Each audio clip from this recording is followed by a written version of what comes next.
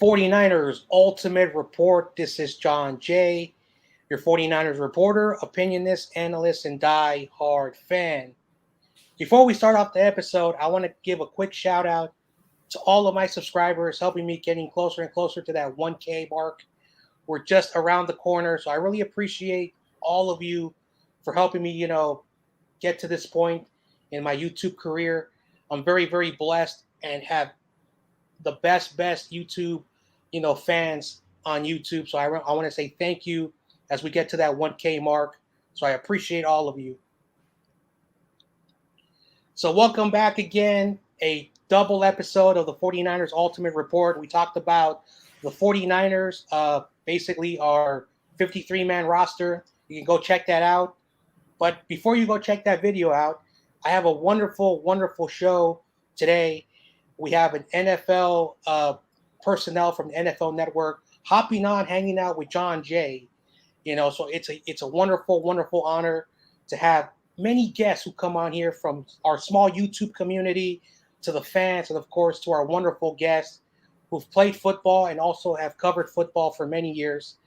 Well, let's just jump right in. Let's bring in our guest. Let's bring in this guy. It's on NFL Network. You can catch him on NFL Network. This guy is Steve Wyche. How are you doing, man? Jon Jay, what's up? I'm good, man. Thanks for having me on. I appreciate it. Yeah, it's a huge honor for me to have you on, and of course, I know all of the fans are going to be so excited. Jon, how did you get them on? Because they've been asking me that all week. But I will say this. It's always good talking football, not just with, my 49ers community, but even someone with your knowledge. I always love getting perspective of people who are unbiased, who, gives you the straight answer without all this back and forth stuff. So I'm very glad that you're on here, and it's going to be a fun show. Hopefully you have a fun time.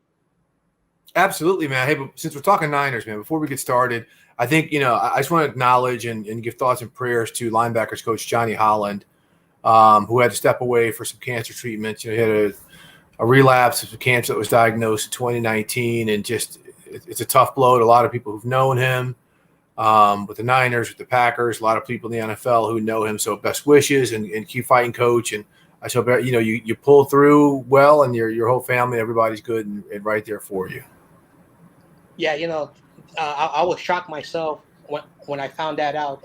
Of course, I've had someone, a loved one of mine, dealt with that. It's tough on their family. So I understand, cancer. For those who have someone in their life that have cancer, just support them the best they can. And as a 49er fan, anyone who wears that red and gold, even if they're a coach, we all 49er fans will always support anyone that wears that red and gold. So, yeah, I really appreciate that sentiment. Thanks very much. Yeah. So we're going to start off, of course, welcoming you, basically introduce yourself. I think almost everybody knows you, but just do a little quick intro. Tell them who you are, what you do, things like that. Well, you see my name right there on the banner, so well done. Okay, his name is Steve Wyche. I've been at NFL Network since 2008. I'm a little, I'm a dinosaur kind of in the industry, at least being at the network, and I'm very blessed to be doing what I'm doing. I cover all things NFL, all 32 teams. I'm a lot of programming. I was a long-time writer. Before that, I graduated Howard University in 1989, and I was a longtime newspaper guy. I covered just about every sport except for Major League Baseball and the NHL. So, I've had, a lot of experience being here, especially a lot of experience dealing with the Niners since I've been at the network. So that's where I'm at. I'm blessed to be here. Every day I wake up saying 50 billion people want my job, which is why I never stop. Put my foot down to the pedal to the metal to keep on bringing everybody the best that I can. Yeah, I want to acknowledge my fellow content creator, CG Ruthless Sports. Apparently, he wants to collaborate with you. Yeah. Yo, man, if he can make me a T-shirt with that mask on, I'm down. That's hard. Yeah. All right. Okay, so let's talk about, first Steve, the person. Of course, we all, can talk football, but one of the things that I personally want to know, and of course, I know a lot of people want to know, is who Steve is. Like, how did you get from where you are right now going back. So we're gonna start off with a 3-part question. You can answer it all together. Talk about your early life, your college days. How you were approached, or how did you get into the NFL media. So we'll start off about growing up, just like everyone. We were all young one time. We all wanted to be pro football players, or just something. So let's talk about who Steve is. So let's talk about your early life. Where are you from? Do you have some great stories? Growing up. Your high school days, things like that. Yeah, well, I'm a native of Minneapolis, Minnesota. I was born in Minneapolis and was there through all 4 Super Bowl losses. So it's a painful reminder. This year when Drew Pearson went to the Hall of Fame and I was there up in Canton with him having a lot of fun, I told him he broke my heart in 1975 when he made the original Hail Mary catch over Nate Wright of the Vikings. So I grew up loving the Vikings. Moved to St. Louis, when I was like 3rd grade, and immediately started like playing youth league sports there. Played football, baseball, basketball. So grew up loving sports. And I also learned to love the St. Louis baseball Cardinals, because people from St. Louis, I always hear about Cardinals fans. We love the Cardinals.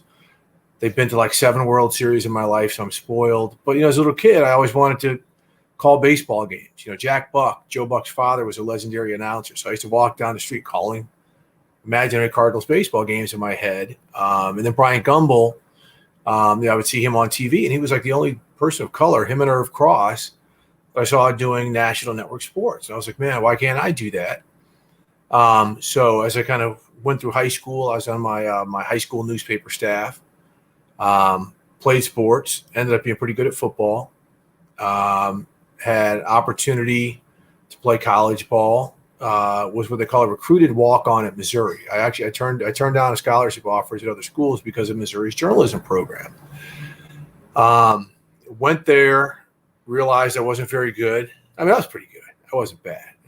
Wasn't bad. But things at school didn't work that well. So I transferred to Howard University, Washington, D.C., and really started to focus on my journalism career. Became the sports editor of the student newspaper there, editor-in-chief of the paper there. They called it Community News. And while I was there, I was able to cover high school sports for the Washington Post, one of the most powerful newspapers in the country. And I'm in a newsroom with Michael Wilbon and Tony Kornheiser and Thomas Boswell and David Aldridge and all these great journalists who really helped me out. So by the time I graduated, I was well prepared. And so I started out working in Richmond, Virginia, covering high school sports. And one of the toughest things you have to do in your life is cover high school sports. You're standing out in the rain during high school football games, or you're getting cussed out by parents whose kid you didn't put on the all-county tennis team. And so it's really kind of a rude awakening, when you're 23 or 24 years old. But, kind of fast forward, moved to Miami, covered the Dolphins, University of Florida football, Hurricanes, and then eventually covered the Miami Heat. And so the NBA was kind of my calling for several years. Went back to Washington to work for the Washington Post. Covered the Washington Wizards when Michael Jordan came back. And in 2004, my old assistant sports editor in Miami told me he was taking over the sports section in Atlanta and would I like to be his first hire. And I said, sure. So we moved to Atlanta. After a year, I started covering the Falcons there. And, the Michael Vick dogfighting thing happened. A lot of crazy stories happened there. But I was kind of on the national scene, with that opportunity, and had some job opportunities. And the NFL Network seemed like the best fit for me, and was based in Atlanta from 08 until 2011. And then I moved out to Los Angeles to be back on our headquarters, where I've since done studio work, road work, things like that. So that's kind of the long version of a long story. I'm 55, bro. I think I got it for you in 2 or 3 minutes, but not a lot of excitement there. Nothing too crazy, but just, again, very blessed. And I think I'm here because I've worked, man. I've worked my ass off. I work to this day. I'm relentless, and I haven't lost the edge. Nothing is mundane. And to meet people like you and to talk to people who really care and it really means something to, it means everything to me, man. So, that's how come I'm never going to lose my edge. And until I get out of this business and retire, I'm always going to be one of the most thorough people who do what I do.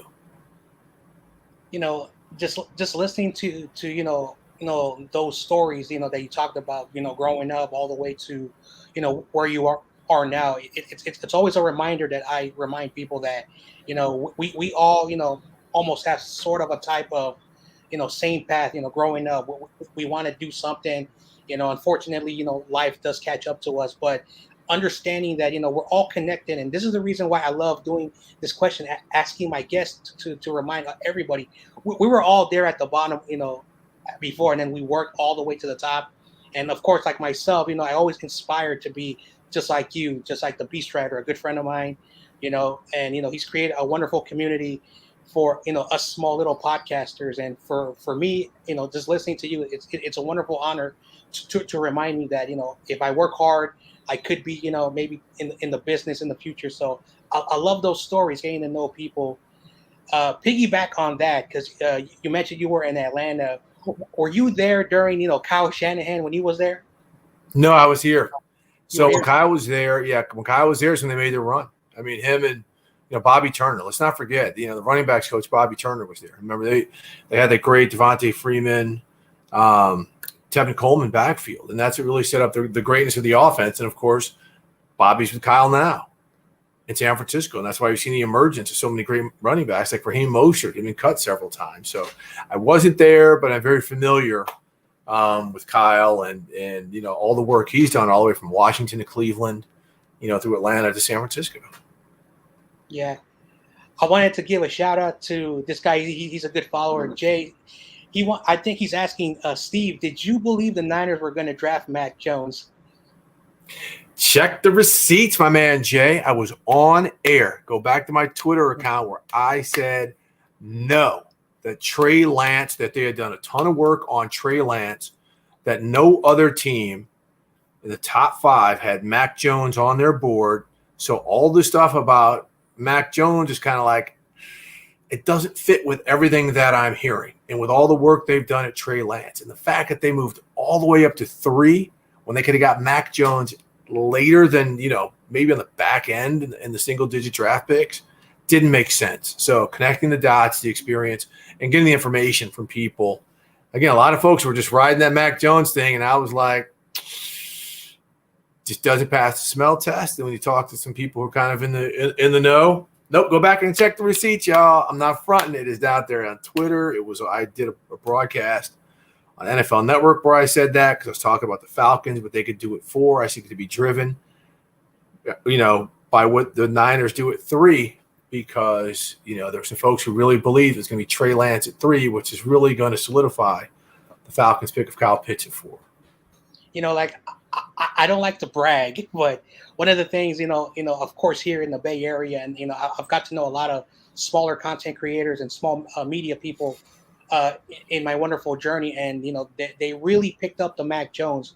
And one of the things that I saw way before we ever did the trade, I was looking at Trey Lance and the type of offense he was running, which very, very much mimic, what Cal does. He likes a quarterback under center.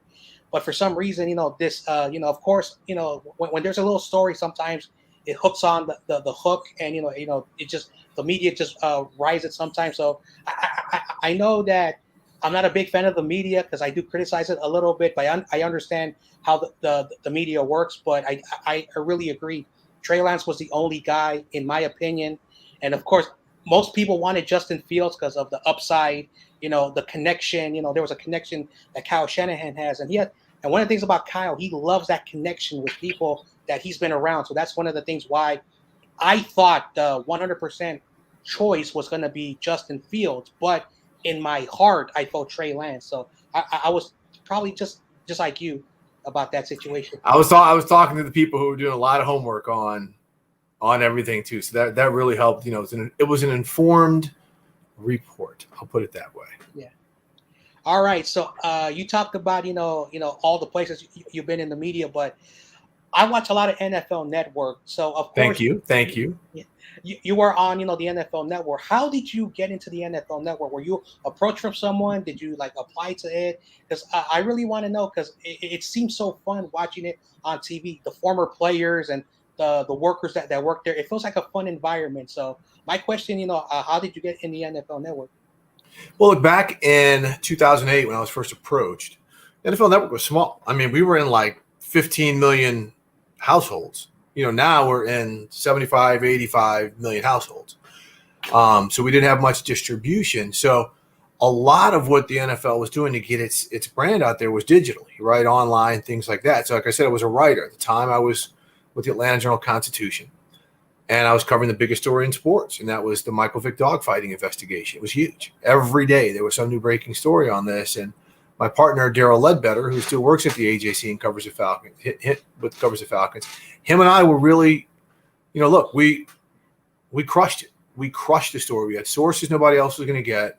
Our information was on point every day. It was a horrible story to have to cover because it really divided the city. It was a very, very tough year. But, I think I was getting interviewed a lot by CNN, by ESPN, by NFL Network, by ABC, whomever. I think there were some people who were like, okay, this guy, he's pretty good on TV. He's being interviewed. And but they also knew, look, my reputation as a writer had been firmly established. I'd been doing it for 20 plus years. I've been on some of the biggest stories that happen in sports. And so I think once the video exposure, people saw me, I started getting phone calls during the middle of this from, some other television networks and some other web and print networks and entities. But the NFL Network called me. And it was wild because they were emailing my Atlanta Journal-Constitution email, and I didn't check it because during this Michael Vick thing, every day it was just death threats and torpedoes and it's all kind of horrible things. So I went to my personal email, and there it was. And when I called them, they were like, man, I'm so glad I emailed this address because I was about to give up on you. We've been trying to get in touch with you for weeks. So it was kind of a fluke. But then once I made the phone call and they brought me out and we spoke, a guy named Jim Loftus, who's no longer with NFL.com, and a gentleman named Andy Fenlon, who also is no longer with NFL.com. They brought me in as a writer, and then the folks here saw I could do TV okay, and they groomed me a little bit, and I steadily made more of a transition into the broadcast side, even though I still do a lot of writing for the website. Yeah, so speaking of that you talked about the Michael Vick situation, I remember in high school, like even me and my friends, instead of us, like we're supposed to be studying, but we were on our phones, when the iPhone and all those phones were becoming very popular, all that, and we were just like watching it and all unfolded of that situation. So yeah, it was like a very, like interesting time for, even non-football fans, how they got into it. And, I know a lot of people who know me, who watch my show. I try to stay away from all that negativity and just look at, the sports situation, of the sports business outside of the sports stuff. There are a lot of things, of course, here, one big example, the Colin Kaepernick, there are many 49er fans, and of course, they have their opinions about that, but it really shows you how, there are certain stories that, that we forget sometimes that, sports is just a little outlet for us, that all the stuff outside of sports. And that's one thing about football that we forget sometimes, that people, when they're outside of that uniform, it's so it was very interesting just, listening to that story and, just, getting your input, of all the news. Like it was just popping up everywhere. It's like nothing, so I wanted to say that about that. Well, here's why it was so, why it touched so many nerves and why the majority of the coverage was not even a non-sports network, is we've all had pets. We've all had a pet at some point of our life. For the most part, we've all had a pet. We've at least pet a dog or a cat or something like that. And to find out that an NFL player, who was probably the most popular player in the NFL and one of the top 5 athletes in all of sports in terms of popularity, would be involved in dog fighting and killing dogs, touched a nerve. And so that's why it resonated the way it did, positively, negatively, and it was awful. It was an awful story to have to cover for 6 or 7 months. Yeah, and to be a little bit, like real for a moment, like one of the things I will say this, I love dogs, every time I'm around a dog, I feel a little bit more, of a softer side, they are man's best friend, and hearing a big polarizing act, because Michael Vick was huge. Everyone loved him. I loved him. Non-Falcons fans loved him. And when they heard that, he was part of that something, a lot of people were just so shocked, besides all the outside noise, like just listening to like, wow, just like if you just had compassion for an animal, you would understand. Wow, we rooted for this guy. We booed this guy, and finding out that stuff. So to be a little bit real for a moment, yeah, it doesn't matter. The back and forth after that. Just to have a little bit of a heart and compassion. It was just very weird. Like trying to understand. Should we root for this guy? Should we boo this guy? It was a wonderful, touchy subject, and just to be a little bit real for a second, yeah. So I understand the severity of what happened, and just like I grew up in a very religious household, and no matter what kind of bad things you do in your past, it's just a reminder we're all human and people are going to make mistakes, and unfortunately he made a very big mistake, and that's just it about that situation for me. All right. Jay says, which 49er should make the Pro Bowl in 2022? Now, this is Pro Football Hall of Fame. Oh. I don't know if they have anybody eligible. I don't know if they have anybody eligible to go in 2022. So, yeah. So, sorry about that one, Jay. Can't answer you. Yeah. Of course, because the past few months, the 49ers inducted wide receiver John Taylor to their 49er Hall of Fame, and people have been arguing, why is he not in the Hall of Fame? And some people, say that he should be in the Hall of Fame. So that's the reason why he's asking that question. Because for us, we would like more 49er fans to be in the Hall of Fame, but like I said, Roger Craig's your big argument. Yeah, Roger Craig, somebody, John Taylor. Yeah, I get it. But Roger Craig he should get further consideration than he's received. Yeah. All right.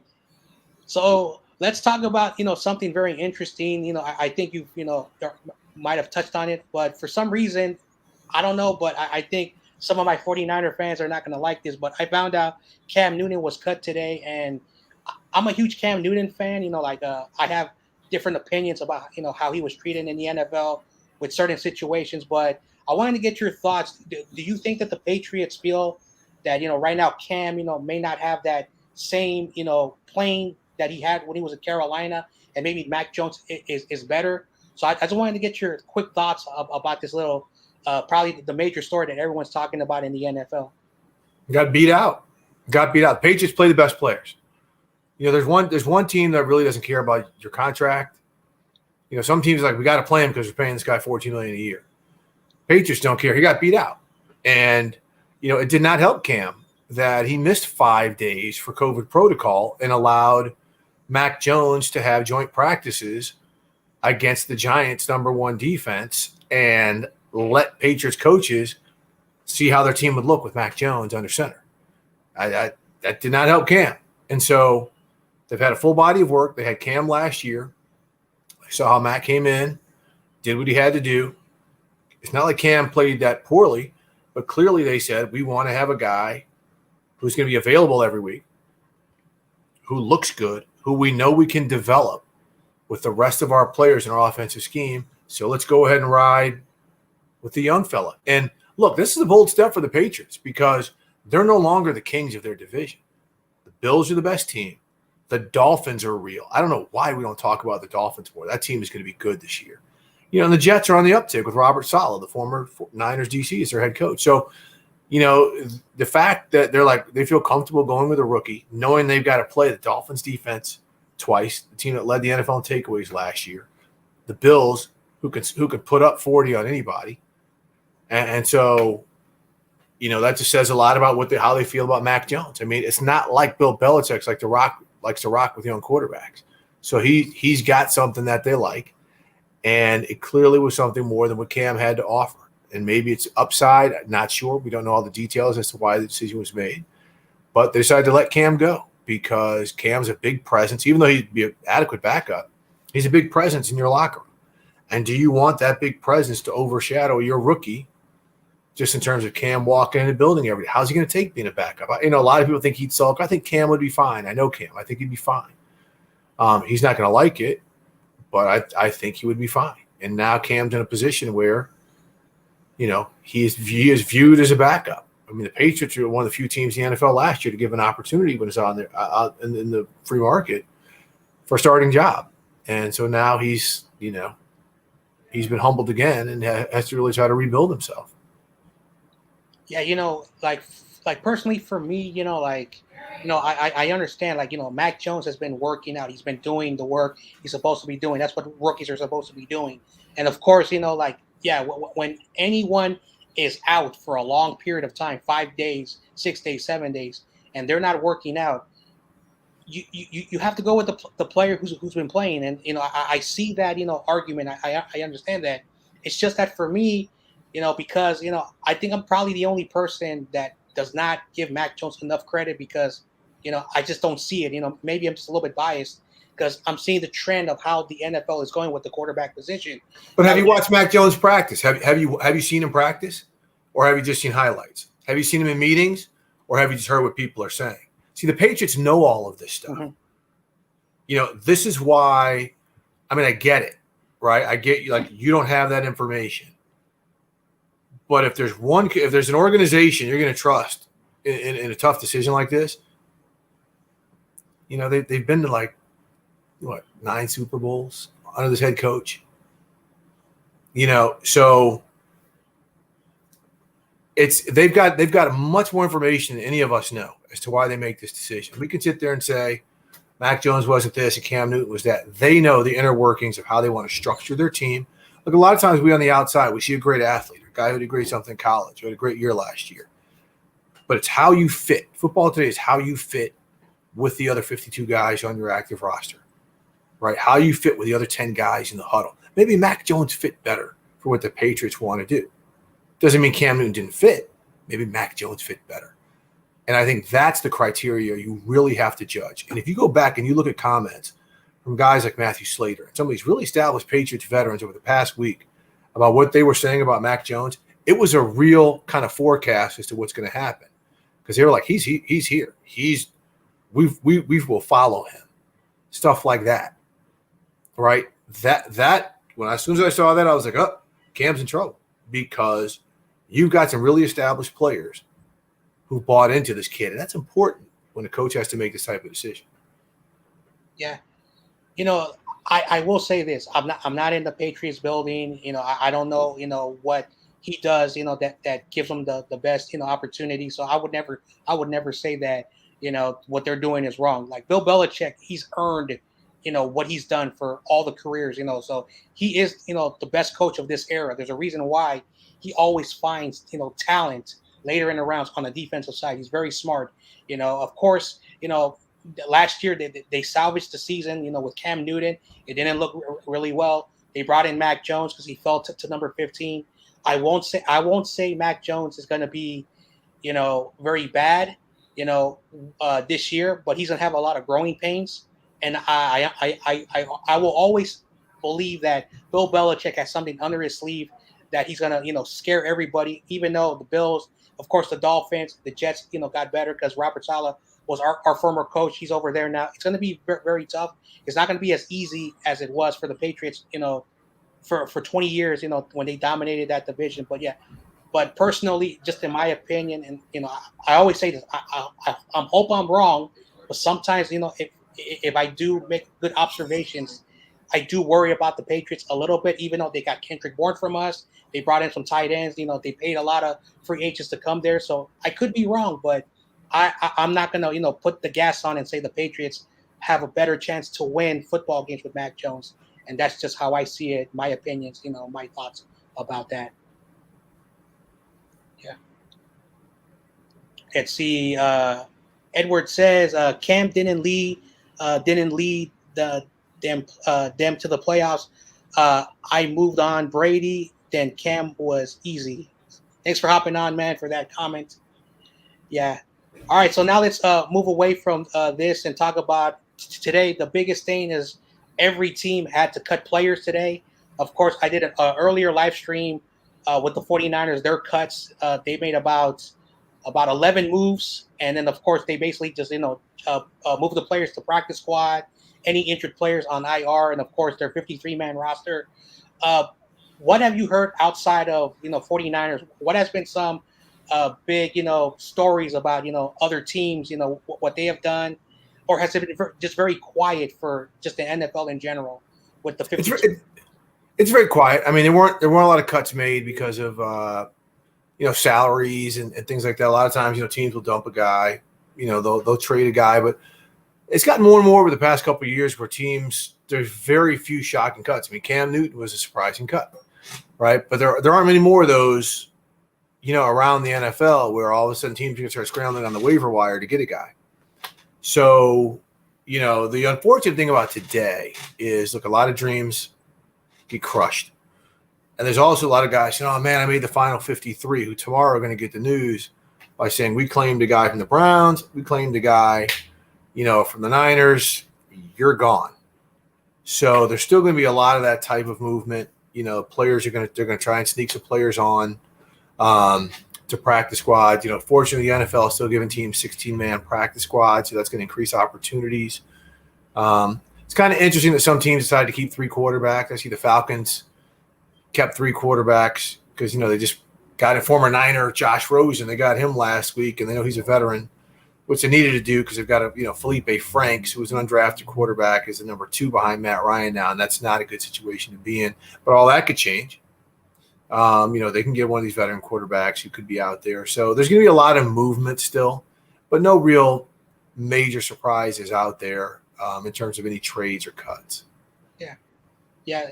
Like for us, like basically the 49ers, what I saw was basically a lot of OTA and, training squad, bodies to fill out the preseason 3 weeks. And they just took away some of the players, and a lot of the players that Kyle's still going to keep, he's going to put them on the practice squad. And one of the things that I wanted to ask you is that, when it comes to this practice squad, a lot of people, even myself, am still a little bit confused. So even if a player is cut, for whatever the reason, they're still able to put them on the practice squad. So if a player is put on the practice squad, what does that mean? Like, what is the practice squad first in general for, and why do players who get cut are put on it? Because I still need a little bit of clarification about that. I know the ins and outs simple of that, but even some of my fans may want to know is there ever a purpose for the practice squad? Is that always something good to, when you cut a player, you can put them on that list? So can you explain that to me? Sure. So the practice squad was developed so you wouldn't have to have a 53-man roster. Suppose you have 5 hurt guys, okay, but you need some guys to fill out a scout punt team. You don't want to put your hurt guys out there, but then you want to have your starters out there after your receivers have run 70 patterns in practice. So what this allows you to do is to take maybe a 7th-round draft pick or an undrafted guy who you like, right, who's got some potential, to have him run the other team's offense or run the other team's defense, in practice, to give your starters a breather, right? So you don't have to have your first or second, your 2 deep guys doing that in practice. While at the same time, some of these guys might develop, right? You might have a 240-pound defensive end who's got the frame where you say, I can put 20 pounds on this guy and move him inside to a 5 technique, defensive tackle. So that's how you can go about doing that. Or you can see a guy from another team who gets cut. You put him on your practice squad, right? You can go poach a guy from another team because what he does or what he did in college fits your scheme better than the team he went to. I mean, some of the best practice squad poachers in the NFL are the Rams. I mean, they see guys, who fit what their coaches do, and they get them and they develop them. And that's how come they can keep surviving by trading away first-round draft picks. Look at all these good young DBs they keep getting. So that's part of the reason for the practice squad. Practice squad players make half the salary, half the minimum salary. So the minimum salary is, say, $450. So $450,000. So these guys are making $225 a year. And if they ever get brought up, if they ever get activated for a game, they get 1 game's proper NFL minimum salary. If they get brought up for half the season, then they get half of the regular NFL minimum salary. So, look, it helps the teams. It helps developmental players. Another thing it'll do is, like, let's say the Niners are getting ready to play the Ravens, right? They don't have anybody on their active roster who could simulate Lamar Jackson, a quarterback, but they got a running back on practice squad who can. So that's the guy who's going to simulate Lamar Jackson all week so the defense can get looks. So that's the purpose of a practice squad. It used to be 8 players. They expanded to 16 during COVID because they knew there's going to be a lot of fluctuation on the roster. And not everybody can be stashed on the practice squad. You have to have like 2.5 years maximum, 2.5 years, like a rookie, second-year player, and then maybe like 3 games. That's it. Once you get to that point, you are you're not a vested, but you're a veteran free agent. You can no longer have practice squad eligibility. It might be more than 2 years and 3 games, but it's no more than 2.5, 3. And so that's why you see some players get stashed and some guys, once you get to a certain point, they've got no practice squad eligibility left. Yeah, and the reason why, I brought this question because HBO has that, show, the Hard Knocks. Yeah. I was watching the Atlanta Falcons, Dan Quinn and the general manager, I always forget his name. And they were talking, Dimitroff. Yeah, and they were talking to a cornerback and the general manager said, we don't want to lose you. We don't want to cut you, but we can't put you on the active squad. So we're going to put you on the practice squad. You're basically going to practice with us. You're able to go to the games, but you won't be able to wear the uniforms. So you're still going to be part of the team. And, the cornerback was like, yeah, I made my dream. I'm in the NFL, but I'm on the practice squad. So he was happy and sad at the same time, but he understood that anything can happen. He can be elevated. So that's why, when during this offseason, because we're having a lot of conversations with our wide receiving core, that, maybe we could put some guys on the practice squad because Kyle really likes a lot of his players, and sometimes he doesn't want to lose them because for sure, one thing that happens when we release players, the Seahawks for some reason take some of our players, and of course there were some stuff that was coming on other podcasts that one of our running backs, the Rams, really wanted. So that's the reason why the practice squad is really, really important. Well, understand this now. Understand this.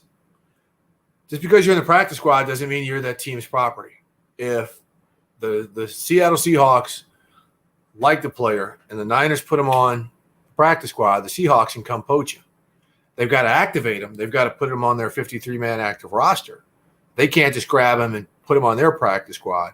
But at a time like this, when guys get cut and then a team thinks they can sneak him through a practice squad, another team could say, look, instead of you signing for the practice squad, we could sweeten your things by giving you $25,000 signing bonus. You come join our team.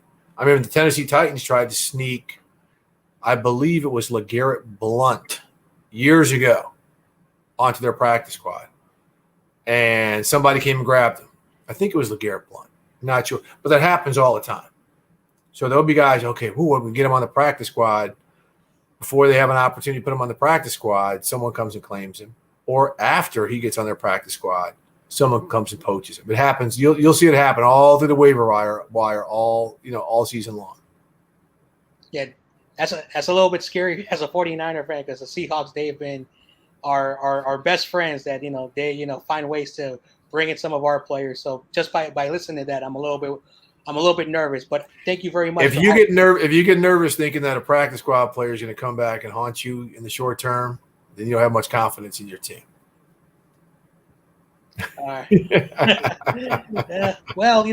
my brain's a little bit, wacky, but that's all right. But I love the conversation. It's always good to have different perspectives. So I really appreciate this. I think I've learned much more than I knew about 5 minutes ago. So I'm really happy I asked you because, like I said, even as a football fan for many years, I'm still learning the ins and outs of all this stuff. It's not easy. It changes. Me too. It changes constantly, man. All right. Now we come to I think everyone's favorite conversation, even though the season's underway. Jimmy Garoppolo seems to be the starter for week 1. But the conversation that, of course, we have some, media people here who have been saying, to Niner fans that Trey Lance is the week 1 starter and then Jimmy somehow is going to be cut, for some reason just before the start of the football game. But I wanted to get your thoughts first about what you think about Jimmy Garoppolo, what you think about Trey Lance, and of course, just like who do you think, the 49ers, like in the smart play to start during the season and see what happens down the road. So it's a three-part question. So the first one, what do you think about Jimmy Garoppolo? Second question, what do you think about Trey Lance, and what should the Niners ultimately do during the season when it comes to the quarterback position? All right, I'll put a button on this real quick. To start the season, you start Jimmy Garoppolo. Jimmy Garoppolo has earned that right. He knows the system longer. Trey Lance didn't even play last year because of COVID. Jimmy knows the personnel he's got to face. Trey Lance doesn't. Trey Lance can look great in preseason. Next thing you know, he goes out there, week one. Who do the Niners play week one? I don't have a schedule. Who do they play week one? Detroit. All right. So they go out there week one. You're coming up against a first-time defensive coordinator, right? You don't know the Niners. I forget his name. He's a former defensive back coach from the Saints. Don't know what he's going to run. Seen some of it in preseason. All of a sudden, Trey Lance is out there. He's getting looks he's never seen. Pop. Throws a pick, takes an unnecessary sack. Niners lose to the Lions. Niners fans are like, oh, my God, we lost to the Lions, right? Jimmy has seen some of this personnel. He understands tendencies. He understands the situational football of the NFL, right? If Jimmy goes out there and plays poorly, that's on him, okay, and that expedites Trey Lance's development. But if Jimmy goes out there and wins a ball game, that's what you want. Look, Jimmy Garoppolo has stayed healthy for, one season? So the time is going to come for Trey Lance to play. He's got to continue to develop, to continue to understand what happens behind a veteran quarterback on a really good football team. This is a really good football team. This is why the circumstances here are different than in Chicago, right? Chicago starting Andy Dalton makes absolutely no sense, right? You get it. Same thing I just said. He's seen things. He knows things. But this is a football team that's got they got a coach on the hot seat, right? They've got a quarterback who they need to get reps right away. Chicago's not going to win the Super Bowl. The Niners could. And so I think those are why the circumstances are different. Trey Lance is going to get his turn. But you start Jimmy. And whoever says you got to cut him before the first game does not understand the salary cap, because Jimmy's making big money. If they cut him, they gotta eat all that to have, $28, $29 million to have him not on your team. That's not wise economics. Yeah. And and the only reason why I bring up this question is because, a lot of 49ers fans always ask me that they go to other 49ers sources and, they tell me, that these are the things that they're hearing. And of course, how the media is, they have to write articles and talk about, all of this stuff. But for me, for me, I'm not in a rush. I love Trey Lance. I'll be a little bit biased. I do think Trey Lance has a higher ceiling than all the other quarterbacks, but he's very, very raw. And Jimmy Garoppolo may not be the guy who's going to be here like 2 or 3 or 5. We know that he's going to play, probably maybe his best football. It's just that there's just a lot of 49er fans who are very concerned that, that maybe Kyle Shanahan is listening to the media, which, it's not really true. It's just that. If he listened to the media, he would have drafted Mac Jones. Who the hell are these Niners fans you keep talking about? Yeah. Do they pay attention? Anyway. All right. Let me be a little bit more. Yeah. Anyway. So, yeah, I'm sorry for the question. I know it's not something. No, it's all good. It's all good. I mean, I get it, but I'm kind of like, you're talking about people having all these sources and Kyle Shanahan might be listening to the media. What? Yeah. No, Kyle doesn't listen to the media. If he listened to the media, he would have drafted Mac Jones. Yeah. He would have done a lot of other stuff. But yeah, see, David, he's one of my, followers. Joe Montana, the real GOAT, didn't start his first year, was played here and there. Yeah. Happens to a lot of quarterbacks. Mm-hmm. A lot of Hall of Famers didn't start their first years. Yeah. So, we're in a different era. Mm-hmm. Trey Lance will get his. He's on a 5-year deal. He's going to get his opportunity. They didn't trade up to number 3 to ride him on the bench for 3 years. Yeah. All right, now we're coming to our final segment, the fun segment, the 2-minute drill.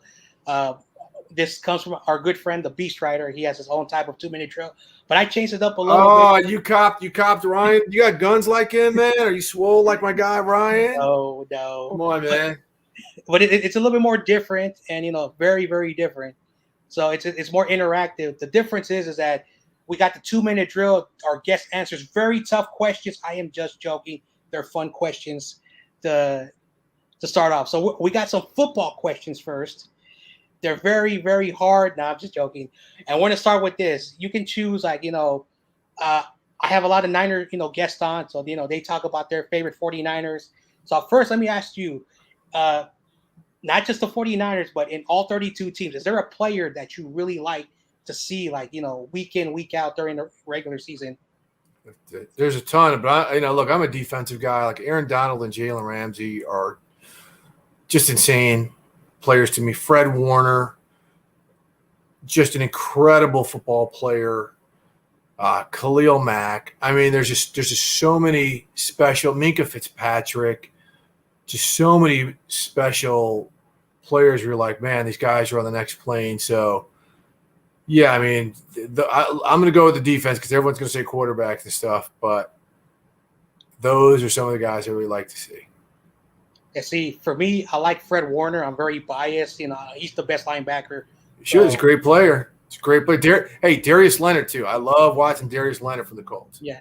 Monster. Yeah, I'm a huge Fred Warner. When he got drafted, all of my friends made fun of me. I said, Fred Warner's going to be something. And they were like, Fred Warner's going to be out of the 49ers. And I was right. So I'm a huge Just remember, your friends think that Kyle Shanahan listens to the media, too. So always dismiss their point of view. Yeah.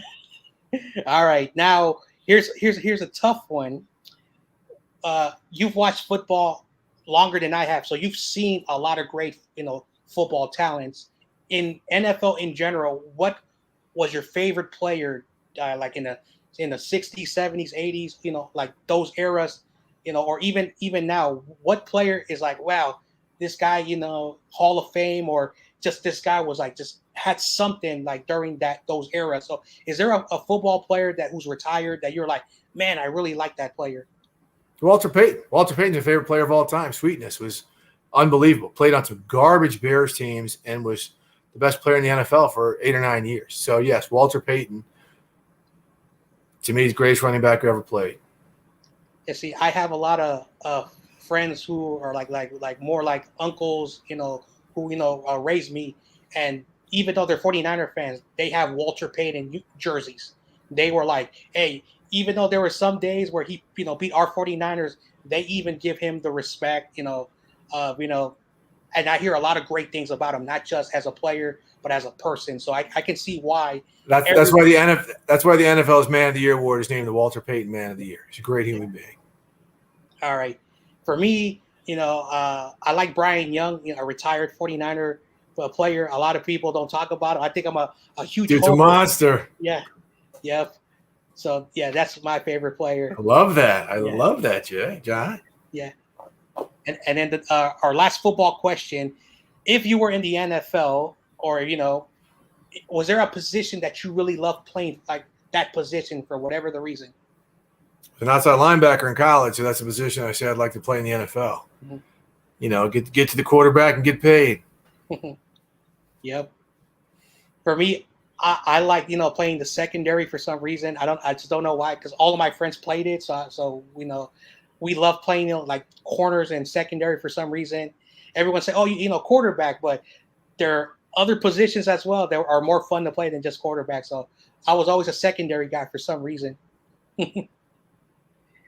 All right, now we got some tougher questions. Again, I am just joking. Let's get to know our guest. All right. What is your favorite food? Indian food, man. Chicken tikka masala all day. I could eat Indian food every day of the week. So, yeah, anything Indian, but I will start off by saying chicken tikka masala. Mm-hmm. I'm a pizza guy, but it has to be really good pizza because I'm a little bit Italian, so we're very picky on our pizza and our Italian food. There you go. All right.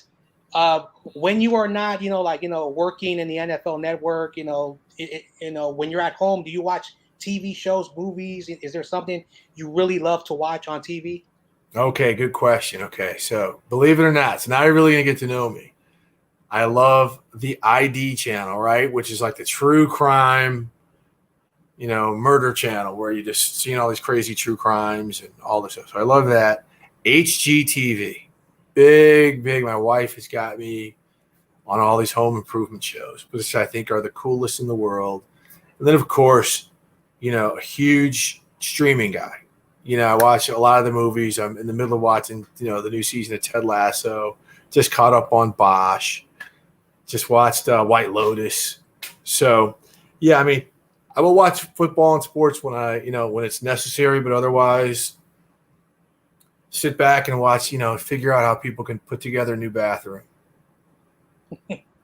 Yeah, for me, I got into this show in 2019, called the Chicago, the hospital, the police, and the fire department. Right. And of course, I'm like the anti-hero, like the bad guy who basically helps out the good guy, taking his craft for some reason. For some reason, that's just, something I like. I don't know if that means anything, but that's something that I like, because for some reason, like, those are some really good shows. Like, you go outside the law and you help out, get the bad guy for some reason. So those are the things that I love to watch. All right. So do you have any type of hobbies? Like any type of hobbies? I do. I mean, I love to work out. That's my mental. That's my mental. Me and Ryan, man, he's much shorter than me, so his guns are much thicker. And I'm 55 years old. But yeah, I mean, more than anything, man, I like to work out, and I just love getting time with my family. I mean, been married for almost 30 years, got some great kids. We just hang out all the time. I mean, I don't go skiing or whatever. I'll go up to wine country and drink some wine several times a year. But I'm moving the shadows, my man. I'm very easy. Mm-hmm. And then, of course, everyone for sure likes music. Is there any type of music, like a type of genre, or are you just a whole music type of person? I'm pretty eclectic, but my kind of go-to, especially at the moment, is kind of the Afro beat. WizKid, Burna Boy, a lot of those kind of cool workout beats. Love this guy Mac Ayers out of New York, kind of a neo soul, young dude, like 23, 24 years old. And of course, with my wife being Jamaican and everything, I'm all about the reggae beats, classic, new. Throw them on, I'm all in there.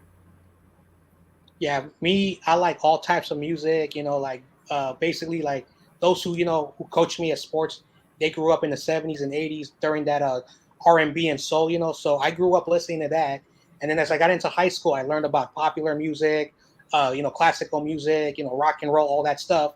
So then I was like, man, like I love music. Like basically, besides watching NFL Network and sports, music is my go-to thing. So I love all music because good for you. Right music, on. Music is fun. I tell people there's a reason why we love the music we like, because it touches us right here in our hearts. And some people forget music is more powerful than anything. It really does relax us, mentally. It's very wonderful. All right, now we have the bonus question. This is the hardest question. Again, I am just joking. Plug in all of your social media. Again, tell people where they can find you, all this stuff. This is your time now. Remind the viewers who you are one more time again, and plug everybody so they can follow you, all that stuff. The floor is all yours. Yeah, you can find me just about every day on NFL Network on a show called NFL Now. That's kind of my standard go-to. And my social media platforms are at Wyche, WYCHE 89, the number 89. So at Wyche 89 to my IG, Twitter. So you can hit me up there. The rest of the social media is private. But, man, I can't tell you, man, this has been great. You did a really good job, man. I really enjoyed this. This was really cool. I appreciate you just taking the time to have me on your show. And back at you for hopping on my show, because I will say this. I was instilled values from great people, especially my father, great people, my uncles, people who raised me, and they always told me, Jon Jay, always enjoy the little stuff. And when I got a reply from you, I was very honored, and I told myself, this is going to be something that you should never take for granted, because again, you have great stories, you have great insights of the football, and at the end of the day, for me, this is more of an honor for me. So I really appreciate those wonderful sentiments. Besides that, a little tradition I do in my channel, and I know you probably have, like a lot of awards in your life, but I'm going to give you the 49ers Ultimate Reports, my new logo, and you're going to be able to see my new logo on my channel, a certification of the ultimate guest. I hope you like it. It's just a little certificate. It's nothing very fancy because as I mentioned, I'm a huge fan of yours, and I hope it's a little token of appreciation because, as I mentioned, I don't take anything for granted. I'm so happy, and I always will cherish this moment. It's going to be on my channel for a long, long time. So thank you very much. I hope you enjoy my little gift. Much respect, man. Appreciate you. Good luck to you the rest of the way. Yeah. Well, thank you for the wonderful interview. It was really fun. I'm so excited. I hope everybody enjoyed it. So many great people were like, wow. But I will say this to everybody. Thank you for hopping on, watching this wonderful show. Of course, I'm Jon Jay. The guy over here is on NFL Network. You just turn your TV on. He is Steve Wyche, and thank you very much again, man. And I'll see you everybody on the next time.